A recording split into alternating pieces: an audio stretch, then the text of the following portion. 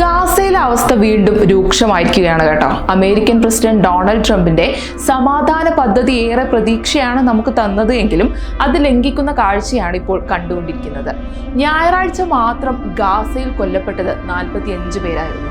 Israel നടത്തിയ വ്യോമാക്രമണങ്ങളിലാണ് ഇത്രയും ജീവൻ പൊലിഞ്ഞതെന്ന് Gaza civil defence ഏജൻസിയും ആശുപത്രികളും അറിയിച്ചു. ഗാസ മുനമ്പിലുടനീളമുള്ള ഡസൻ കണക്കിന് ഹമാസ് കേന്ദ്രങ്ങൾ ആക്രമിച്ചതായി ഇസ്രയേൽ സൈന്യവും പറഞ്ഞിട്ടുണ്ട്. US പ്രസിഡന്റ് ഡൊണാൾഡ് ട്രംപ് മധ്യസ്ഥത വഹിച്ച് ഒക്ടോബർ 10 നിലവിൽ വന്ന വെടിനിർത്തൽ ലംഘിച്ചതായി ഇസ്രയേലും ഹമാസും പരസ്പരം ആരോപിക്കുന്നുമുണ്ട്. മധ്യ ഗാസയിൽ നടന്ന ഒന്നിലധികം ആക്രമണങ്ങളിൽ 24 പേര് കൊല്ലപ്പെടുകയും 73 പേർക്ക് പരിക്കേൽക്കുകയും ചെയ്തതായിട്ട് നുസൈറാത്തിലെ അൽ ഔദ ആശുപത്രി റിപ്പോർട്ട് ചെയ്തിരുന്നു.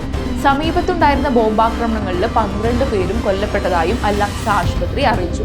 ഖാൻ യൂനിസിലെ നാസർ ആശുപത്രി 5 പേർ മരിച്ചതായും ഗാസ സിറ്റിയിലെ അൽഷിഫ ആശുപത്രി 4 പേര് കൊല്ലപ്പെട്ടതായും വ്യക്തമാക്കിയിരുന്നു.